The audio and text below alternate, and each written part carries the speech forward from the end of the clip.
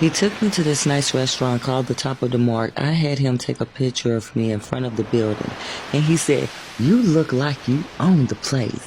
That picture is the picture I used for my author photo on the back cover of my book.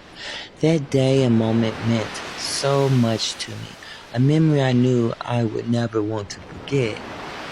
It was cold and windy there, but it was beautiful. The view was beautiful as well. While an older white gentleman was playing the piano. Afterwards, we then went to the beach and to the Billy Goat Hill. Just beautiful. Dr. Ahab then drove me over to the Golden State Bridge. Who would have thought when I was a child, while watching the television show Full House, that I would be riding over the same bridge?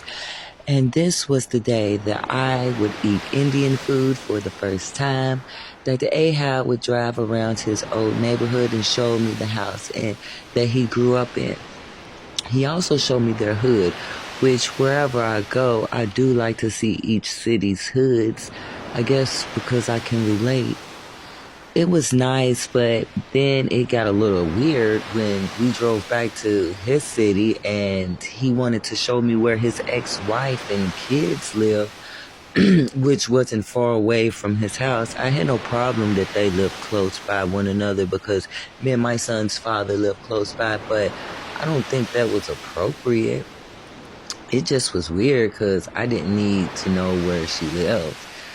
We got back to his place, and as we were walking up the stairs, I noticed the address on his condo complex read 218. It shocked me because the psychologist, Dr. Martin, in my book lives at 218 Rand Avenue. I used 218 Rand Avenue because that was my address growing up with such crazy, fun, happy, sad memories. I told him how that was the address of the psychologist in the second book. I was wanting to show him, but left my laptop in my neighbor's trunk of her car as she drove me to the airport. It was then a little boring because, see, me, I wanted to go swimming, but he didn't swim due to germs. There was no television. He didn't watch TV, just movies and news on his phone. So while he was on his computer, I decided to go on the balcony and enjoy the view. And since he had no chair outside, I took his chair from the kitchen on his balcony and enjoyed the beautiful view. This was the time I really wished that I had my laptop.